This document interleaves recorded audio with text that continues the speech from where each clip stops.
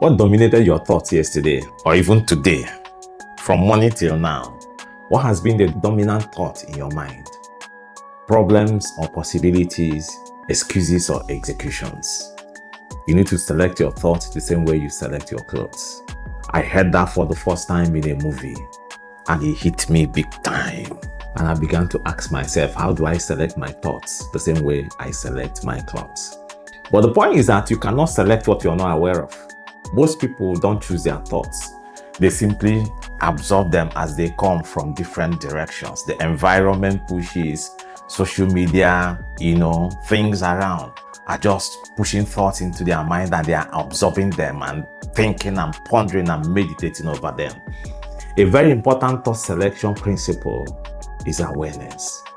Awareness is knowing what is going on inside you while a lot of things are going on all around you. Most people know what is happening around them, but very people know what is happening inside them. And the conversations going on inside us are what determines the course of our lives. Awareness is noticing your thoughts before they control you. I remember a long time ago, I used to drink a lot, and thinking about it, I realized that the urge comes when a thought enters my heart and I allow the thought to settle. After settling, the thought now begins to make suggestions, and in that process, the thought begins to arise. The thought begins to increase till it gets to a point that the power becomes overwhelming that I can no longer control it. At that point, I leave everything I'm doing and I move. Awareness. Awareness is noticing your thoughts before they control you. Simply, it means catching yourself thinking. So I ask you, what are you thinking right now? I first heard this concept in a 2016 video by Mary Morrison. She called it Notice What You Are Noticing. And for the first time, I was asking myself, how can you notice what you're noticing? For the business owner, a deal fails. And without awareness, conversations begin to go on in the mind. Everything is hard. Why are things working this way? This country is this. It is this person. This is this. This is that.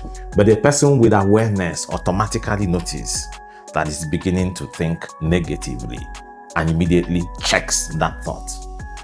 That moment of noticing is awareness. So I ask you again, what are you thinking now? What conversations are going on in your mind right now? Even in the midst of all the activities going on around, in the midst of all the smiles, all those things, what conversation is actually going on in your mind right now? Another situation is where a sales lady, the day begins to draw to a close and then thoughts. Today is a bad day. Nothing works for me. All manner of thoughts. But with awareness, you understand that the day hasn't actually ended. So why are you concluding too early? Awareness slows down exaggeration. Awareness is like switching on the light in a dark room. The room was always there, but now you can see what is inside the room. Most people are living in a dark mental room. They are angry, but they don't know they are angry until something pulls the trigger and the anger explodes. Some are afraid, but don't know that it is fear speaking.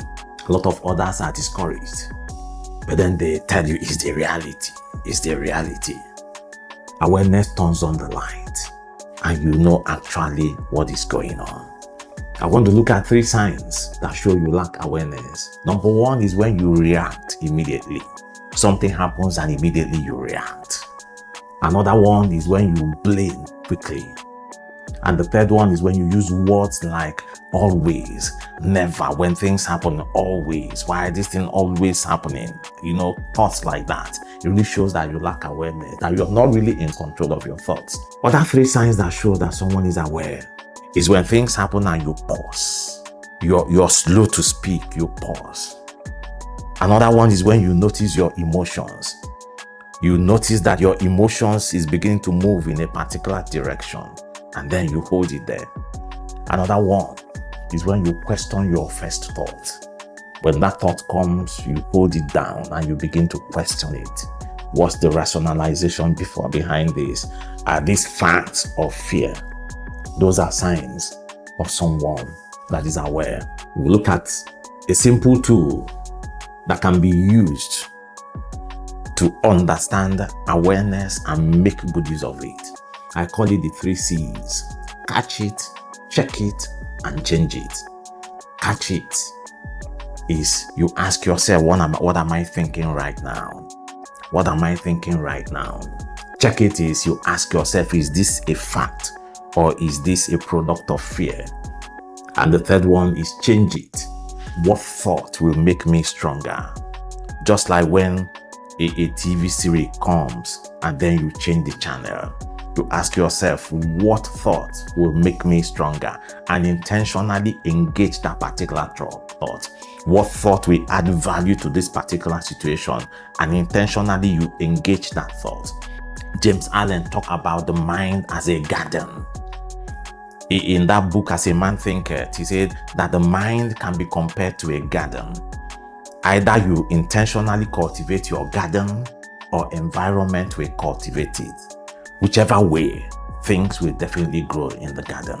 And so I ask you, in your thoughts, are you intentionally cultivating your thoughts, or are you allowing the environment to cultivate it for you? Awareness. Awareness is a very important facet of life. You need to intentionally cultivate your thoughts, because if you don't select your thoughts, your environment will select them for you. News will select them. Friends will select them. Social media is very good at selecting thoughts from people.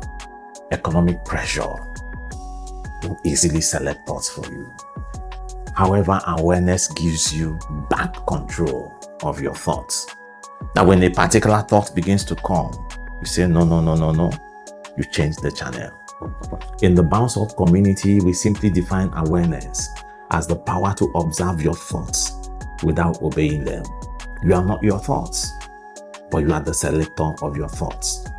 Contradicting situations amplify whatever is already inside you. Your first power at selecting your thoughts is awareness. Notice your dominant internal conversation. Like Mary Morrissey said, notice what you are noticing. What are you saying at the back of your mind? What is actually the conversation going on at the back of your mind now, or when things happen? Is it why me?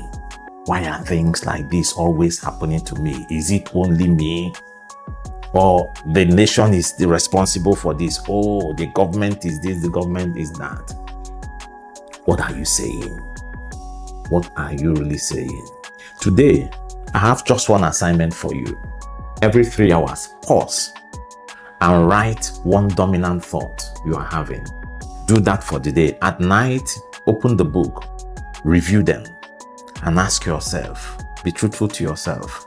Did my thoughts empower me or they weaken me? With that, you'll be able to identify the dominant thoughts that surround your heart. Awareness is the first bounce up move. And you remember, in this community, we don't bounce back, we bounce up. In the next video, we'll be looking at how to separate facts from fear. We're going to have a great time.